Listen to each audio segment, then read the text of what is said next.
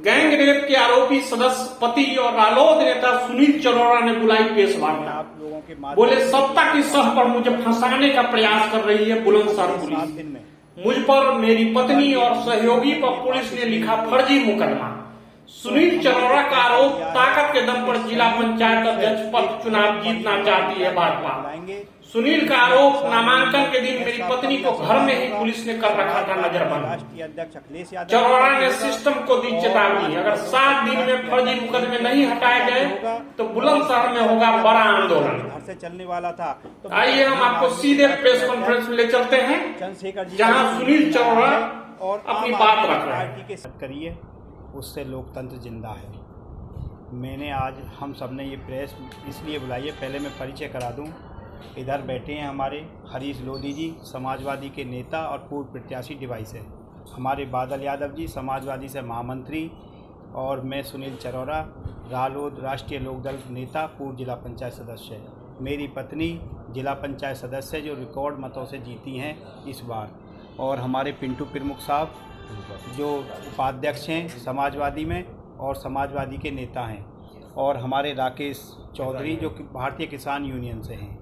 आज इस प्रेस को बुलाने का जो मकसद था, जो पीछे अध्यक्ष पद का, जो जिला पंचायत अध्यक्ष पद का चुनाव चल रहा था, उसके घटनाक्रम में मैं कुछ जानकारियां आपको दूंगा, फिर बाकी हमारे साथी देंगे।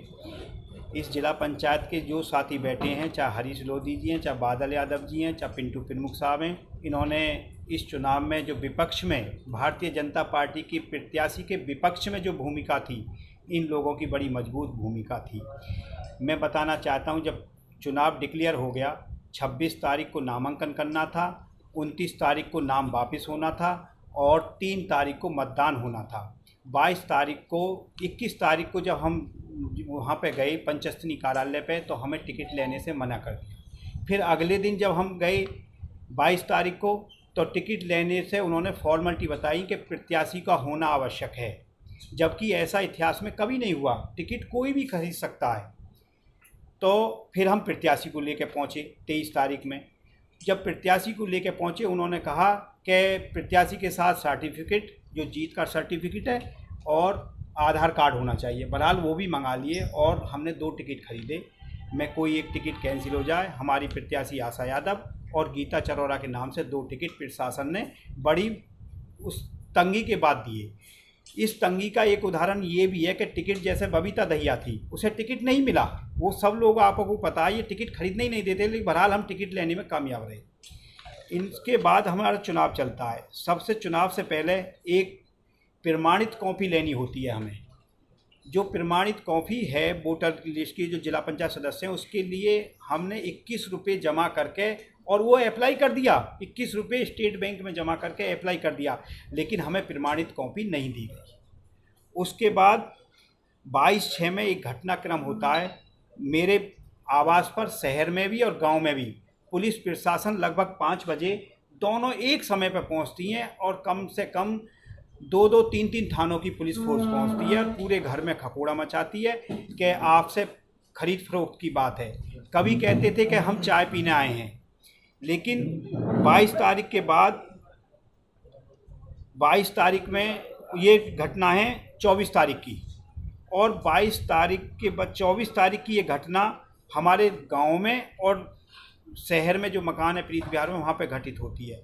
उसके बाद 25 तारीख में हम सभी जिला पंचायत सदस्य कैसे कैसे टिकट भरा जाना है, उसके लिए हम इकट्ठे होते हैं चंद्रकांता महाविद्यालय सिकंदराबाद, और वहाँ पे हम बसपा, सपा और पूरा विपक्ष इकट्ठा होकर ये मतगणना करा कि कैसे कैसे टिकट भरा जाएगा, कैसे कैसे हुई। उसके बाद पुलिस प्रशासन वहाँ से हम लोगों को ले जाता है, और वहाँ पे भी ज़बरदस्ती होती है।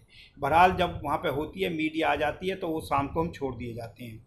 और 26 तारीख की सुबह को जब मैं घर से निकलता हूँ, तो मेरे पीछे एक बाइक लगती है, और बाइक मैंने भूर चौराहे पर आकर गाड़ी बदलता हूँ। यहाँ से भी मुझे पुलिस उठा लेती है, और यहीं पे हमारे पिंटू प्रमुख साहब ये भी बताएंगे अपने बारे में। और कहाँ ले गए आपको उठा कर? यहाँ से पहले हमें घुमाते रहे यहाँ पे ट्रांसपोर्ट नगर और यहाँ के बाद फिर सिकंदराबाद के बाद फिर हमें ले जाया जाता है नोएडा, और नोएडा के बाद बादलपुर गेस्ट हाउस में। पुलिस ने आपको रीजन बताया किस वजह से उठाया आपको? रीजन बताया था कि आपके खिलाफ एक रेप की, यहाँ पहली बार मुझे बताया, 3 दिन से ये नहीं बता रहे थे, लेकिन यहाँ बताया कि आप पे 376D एक रेप गैंग की मुकदमा दर्ज हो चुका है, आप ये नहीं जाएंगे। क्या आपके जो आपने अपने नेता चुनी आशा यादव, उनसे संपर्क हुआ कल आपका? नहीं हो पाया, वो भी नज़रबंद थी, और हरिंदर यादव जी भी एसओजी ने या एसटीएफ किसने उन्हें भी परसों शाम से उठा रखा था, जो सिकंदराबाद से उन्हें ले गए थे और विभिन्न गाड़ियों में उन्हें बदलते रहे। आपकी पत्नी को कल नामांकन पत्र दाखिल करना था, ये नामांकन ये बताएंगे। इस बात का मैंने यही सच्चाई बताने के लिए बुलाई है कि पुलिस प्रशासन ने जो हमारे साथ अत्याचार किए हैं उसी के संबंध में, क्योंकि मैं तो एक किसान की बेटी हूँ और मैं किसान नेता की पत्नी भी हूँ, इसलिए पुलिस से प्रशासन से डरने वाली तो हूँ नहीं। और मेरा नाम गीता चरोरा है, मैं रिकॉर्ड मार्च से जीती हूँ, जिला पंचायत सदस्य हूँ, और मुझे जिला पंचायत अध्यक्ष के लिए नामांकन करना था। तो जिस दिन मुझे नामांकन करना था 26 को, मैं रेडी थी, जाने के लिए तैयारी थी, तो पुलिस तभी घर आई और पुलिस ने कहा कि आप नहीं जा सकते बाहर, आपके पति के खिलाफ रेप का केस है। तो मैंने उनसे कहा तो कोई नहीं, पति के खिलाफ है तो मैं जाऊंगी, नामांकन तो मुझे करना है, मैं चली जाऊंगी। कि नहीं, आपको भी उसमें सहयोगी बनाया गया है, आप भी घर से बाहर नहीं जा सकते। और वो हमारे घर के बाहर ही रहे थे और उन्होंने हमें बाहर भी निकलने नहीं दिया।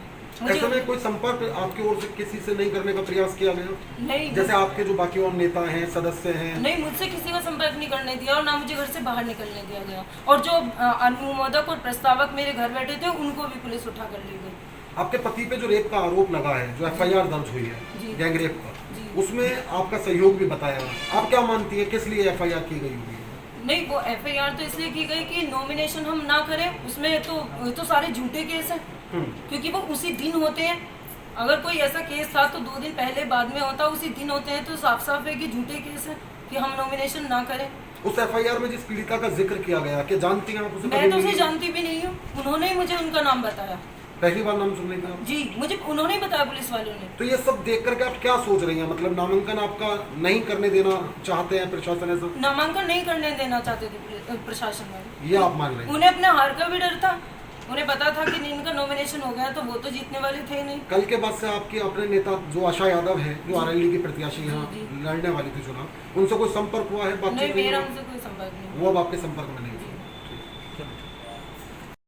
आपके प्रत्याशी को कल रोका गया, तरह तरह के मुकदमे उन पर दर्ज किए गए, उसके बाद में फिर नामांकन के लिए नहीं आने दिया, क्या कहना चाहते हैं?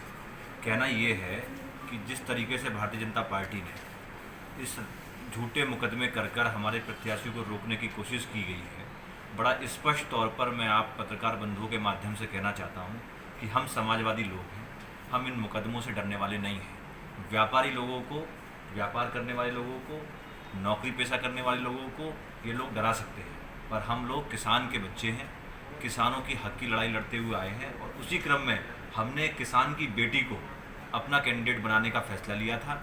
उनको हम चुनाव लड़ाना चाह रहे थे, पर झूठे मुकदमे कर जिस तरीके के तुच्छ मानसिकता के साथ इन्होंने छोटी मानसिकता का परिचय देते हुए गैंग रेप का मुकदमा हमारे प्रत्याशी के पति और हमारे प्रत्याशी के सहयोगी, और उसमें स्वयं हमारी प्रत्याशी श्रीमती गीता चरोरा जी के खिलाफ एक गैंग रेप का मुकदमा दर्ज कराया।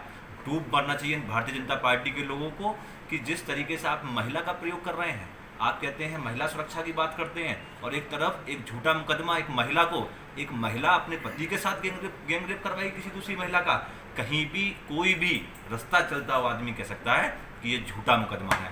और आप लोगों के माध्यम से मैं ये स्पष्ट करना चाहता हूँ कि समाजवादी पार्टी राष्ट्रीय लोकदल गठबंधन में है। हमारे राष्ट्रीय अध्यक्ष जी ने कहा है हम ये लड़ाई सड़क से लेकर हाईकोर्ट, सुप्रीम कोर्ट तक लड़ाई लड़ेंगे, और बहुत मजबूती के साथ आप लोग हमारा सहयोग करते रहिए। आपने पूर्व में भी हमारा सहयोग किया है, भविष्य में भी आप लोगों से सहयोग की आवश्यकता है, और आप लोगों का सहयोग मिलेगा और हम बहुत मजबूती के साथ सड़कों पर इस लड़ाई को लड़ने का काम करेंगे। अगले 7 दिन में अगर ये झूठे मुकदमे वापस नहीं हुए तो हमने ये तय कर लिया है कि संयुक्त रूप से एक बहुत बड़ी महापंचायत यहाँ पे बुलाएंगे, जिसमें किसान यूनियन टिकैत साहब का भी आशीर्वाद होगा, समाजवादी के राष्ट्रीय अध्यक्ष अखिलेश यादव जी का भी होगा, और राष्ट्रीय लोकदल के राष्ट्रीय अध्यक्ष जयंत चौधरी जी का भी होगा। और अभी अभी जब मैं सुबह घर से चलने वाला था तो मुझ पर भीम आर्मी के राष्ट्रीय अध्यक्ष चंद्रशेखर जी का भी टेलीफोन आया है और आम आदमी के पार्टी के संजय सिंह का भी टेलीफोन आया है। ये जनपद इसे झेल नहीं पाएगा अगर झूठे मुकदमे वापस नहीं हुए। मैं ये आपके माध्यम से ये प्रशासन को खबर पहुँचाना चाहता हूँ।